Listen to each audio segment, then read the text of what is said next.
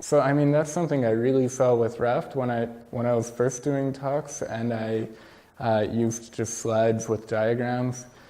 And then I switched to doing the visualization, and it was like people got it so much quicker. People got it by accident. I've had meetings where I was meeting with non-technical people, just happened to bring up the Raft visualization, and they can't help but learn how leader election works. So I hope there will be models that surprise me. I just released the code last week, so I don't think people have quite had time to do that. I searched GitHub and all I found was an empty runway model repo, which hopefully someone will fill in soon. Not a public model, but one that surprised me a bit internally at Salesforce was a concurrent use case.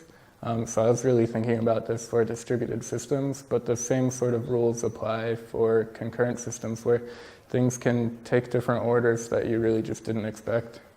So with Raft, which is an algorithm and not exactly a code base, a pretty large community has emerged over time. Like the Raft dev mailing list is relatively high traffic with a few hundred people on it that, a couple dozen are active.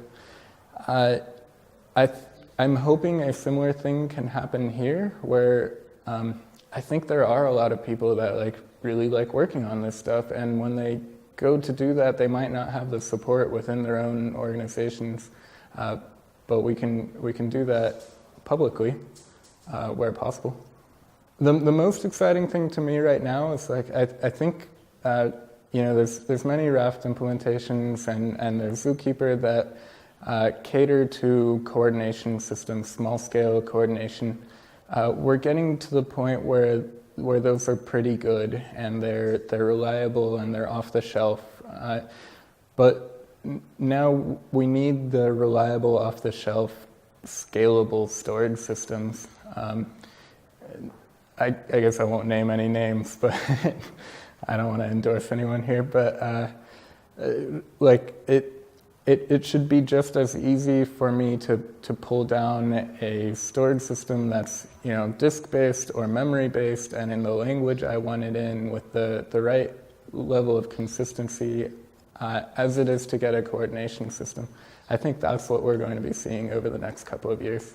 I come at it very much from the systems perspective. So I got into this stuff from trying to build a RAM cloud, a scalable in-memory key-value store.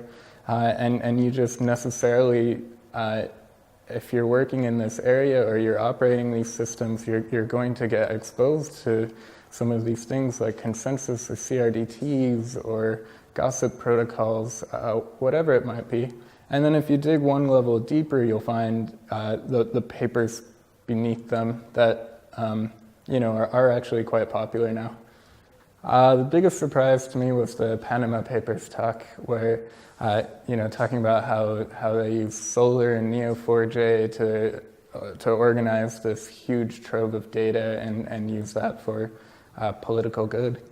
And it's just nice to see that some of the low-level systems that we work on can have real-world impact like that.